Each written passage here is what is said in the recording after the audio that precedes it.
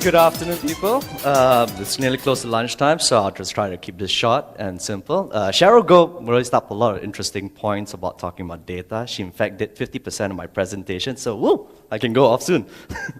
So, okay, we're going to talk about big data for SME, and I think first, I want to talk about this slide. The reason why I chose this slide was it's about data itself.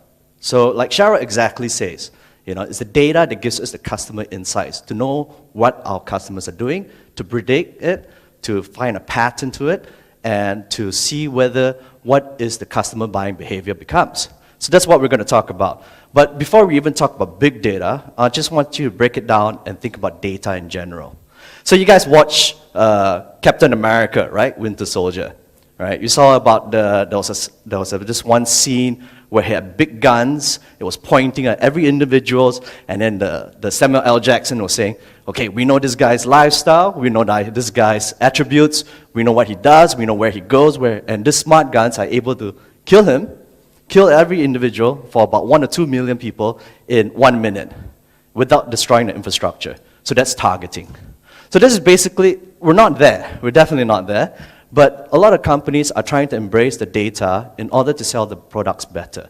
And here we have these individuals where we know their height, their weight, the stats, where they shop. They go to Zara, where they go for their nasi goreng, where they go for their nasi lemak, where they want to go hang out at a nightclub, what they want to do. So we know these attributes, and they give us a lot of insights from it. Right? So this is, I'm just going to give a general snapshot as a brief introduction of big data. So you guys, I'm going to assume that a lot of you guys are familiar with big data. Now, think about it. 1 minute, every minute, these are the things that's happening in the digital world. The amount of YouTube, 600 YouTube's new videos are being posted every minute. About 700,000 search inquiries are going on in Google. I was talking to Matt this morning, and he was telling me we have about 5 billion search queries per day. So there's about 500,000 to 600,000 on Facebook status updates itself. So all these things are going on. A lot of variety is going on. There's a lot of noise. Everyone's talking about it. Everyone's interacting. Everyone's communicating, touching points. And this is the kind of digital wave that we are facing. Right? So how do we harness this? We look at big data and we look at all this noise to come to decisions. And the decisions is what to do. How do we get more customers? Customer acquisition is the game. We want to get more customers. And look at the customer acquisition game, right? We want to improve better decision making, so we make decisions that customers actually want to buy our products. We look at behavioral prediction. What are they doing in our websites? We predict this kind of patterns, so we can kind of give them an easier customer experience in our websites, or coming to our shop, or buying our product and going home and telling the other customers, hey, come and buy my product. So, and how do we reach out to more new customers? Based on whatever our existing customers are, we learn these methods and we improve on it, and we tell them, okay, now we know these customers, there are other untapped customers that has the same attributes or same behavior, and we go out there and we reach out towards them. So at the end of the game, what we look at in our website is we're trying to really find why people buy our products on our website and what motivates them. This gives us the customer insights.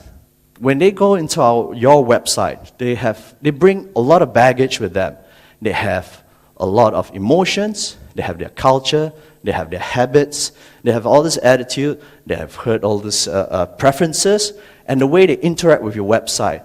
So it's important with the data that you collect in your engine, in your website, that you identify your customer. And by identifying your customer insights, it gives you a more strategic communication to your customer. So again, back to a customer experience behavior. Very simple, we know geographic. If your website is able to identify where the users are coming from, whether from JB, whether from Sabah, whether from Sarawak, you'll be able to learn the patterns. You'll be able to learn, it's no longer my shop just down the street. We're borderless right now. So get the digital footprint, A lot of people are using Google Maps. Place it on there so they can find your business easier, so they know where you're located, and they can, they can relate and say that, oh, okay, so you're planted there. And this kind of gives you the kind of digital footprint that you want to be more visible to your customers as well. Demographics. So we know demographics of the users that comes in. You get a simple user login. This user login just tells you the basic, hey, this guy's a male, this guy's a female, this guy's 13 years old, this lady is 30 years old. So it gives you the kind of idea what kind of customers you are coming into your website. From there on, you can track, you can monitor, you can get some sort of intelligence that, hey, these are my customers who are buying my product. So using this kind of model, you want to learn more. Then the next is psychographics. When they come into your website, what are they buying? What videos are they looking at? What products are they looking at? How many clicks? How long is this thing on the page? These are the kind of attributes that you want to monitor and track. Because in order to get the kind of customers to make sure that they have a better buying experience, you want to identify all this little data that helps you get there. So we go into this back into these 3 basics here.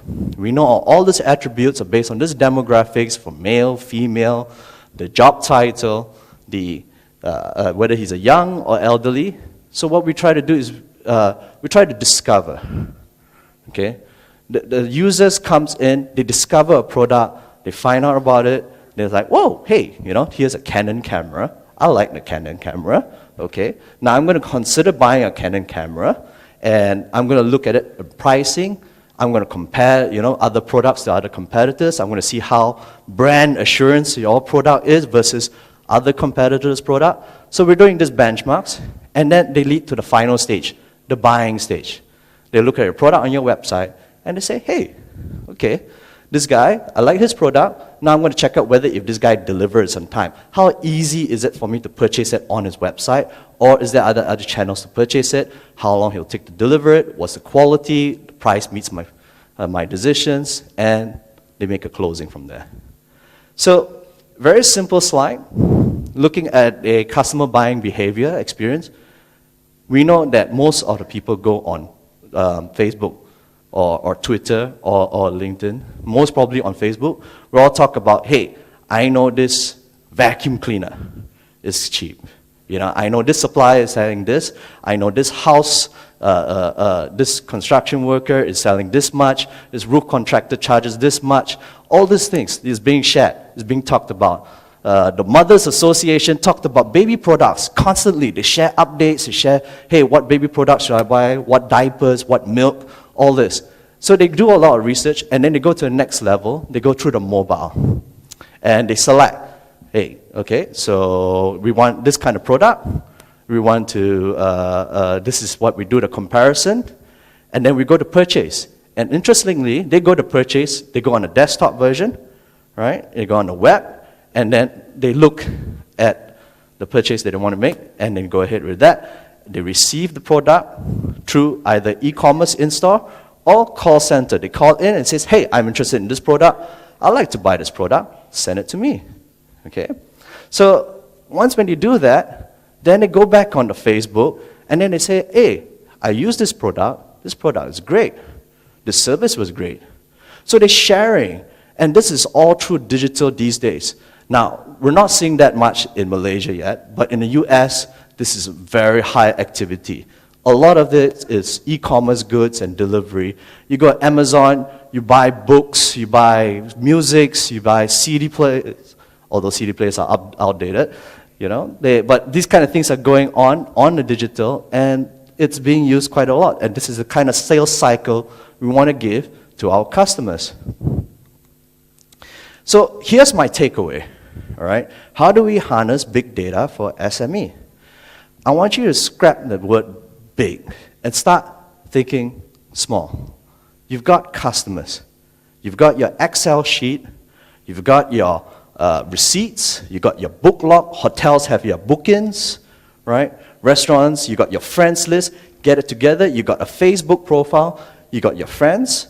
Get it together. Compile a list, right? And start from there. You start seeing your basic, his address, his name, his phone number, his emails, his fax number, okay? And you start seeing details of how you want to contact this individual. Use your available data, start reaching out these customers. Have a plan on what kind of intelligence you want to reach out to them, all right? Have a plan what kind of intelligence you want to derive from that, so to make sure that their customer buying behavior is definitely enriched further. And build from there. Before you know it, you get a much richer data. You'll be on the pathway and on the journey to big data. A very quick example I want to share is that you have roof contractors. They don't have big data, right? They leveraging Google Earth, and they zoom in from the maps, and they zoom into the tiles. So let's just say we pick Cheras. We know some of the Cheras homes, they're a little old, the roof tiles are cracking, you know, some water treads are going on, and they zoom in, they can see the tiles on the roof, and they say, hey, look, these are some of the customers that could be potential. These are my leads. These are my customers. I could actually send a proposal to them or give them a call and say, hey, you know, you guys got some issues with your tiling, right? It's time to replace it. So they interact with the customer from there and say, hey, okay, so then send me the quotation. So this kind of interaction, as according to what Fong Wai Long has said, borrowing the power from the internet, start from there, start small, and start talking to your customers that way. Look for more businesses that way, right? Build from there. So the data is inside. Data is not a threat. Don't worry about the big brother effect yet. It's businesses at the end of the day. I know that some of you guys will be thinking, how does Personal Data Protection Act plays into this? That's not the topic of conversation here today. But data, at the end of the day, it's powerful. It gives you valuable insights of a customer. Use that. Take care of it. That gives you the understanding of the customer behavior for a better buying behavior, which will be key in competition. So you're no longer finding a product and then trying to find a market for it. But instead, you know what the market demands, and you build a product for them. And that's the way businesses should be. That's the way SMEs are. And SMEs are in a better position, more flexible, to answer the customer queries faster. So big data can be a powerful tool to better understand customer behavior, but as I said, treat data, start small first, and you will have a much richer journey. And at the end of the day, as all SMEs want, more customers. Customer acquisition is the game, never forget that. Thank you very much.